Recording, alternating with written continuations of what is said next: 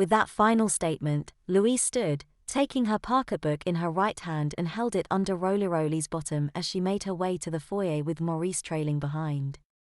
Maurice held open the inner door of the restaurant and watched as the Madonna and her reborn babe left the restaurant to begin their life together anew. Roly had heard her statement and buried his face in the nape of her neck as she walked out the door. With a sudden shock, he knew that Louise would make the perfect candidate to be his mommy. Roly-Roly whimpered as he realized that Louise was serious and would never let him grow up again. He would be her baby forever. He shivered in her arms in a paroxysm of utter horror at the culmination of her plan for him. He was so frightened that by the time that they reached the car, he had peed his diaper again, making him realize the futility of contesting his plight. As she securely strapped him into the baby seat which she took out of the trunk of the car, and mounted in the back seat, he realized that he was in truth a baby again and needed a mommy to care for him.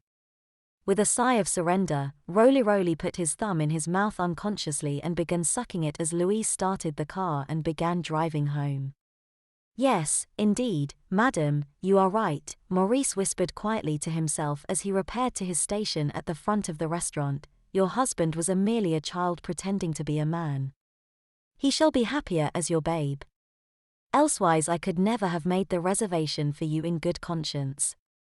May the blessings of Allah go with you both." Happy Hour's early birds would be arriving soon and he was needed to sort them out to maintain order in his allotted portion of the universe. It was difficult to ensure that each of the restaurant's patrons who visited Lauder's at happy hour became happy or at minimum contented with their lot by dining at Lauder's. Mortals spent their energies so unwisely and worried about the most inconsequential things.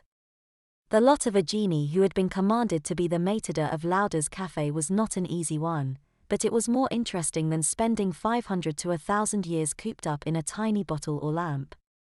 Studying humanity and the nature of the universe for 3,000 years had been interesting to be sure, but there was nothing like actual interaction with one's subject to give one a feel for one's scholarly pursuits. When one is immortal, one must by need find a hobby, and Maurice had found his, humanity and the structure of the universe. For him their study was a pleasant pastime that whiled away the centuries. There are worse things than being a maître, or for that matter, becoming the babe of an adoring mother, Maurice reflected as he took up his station again.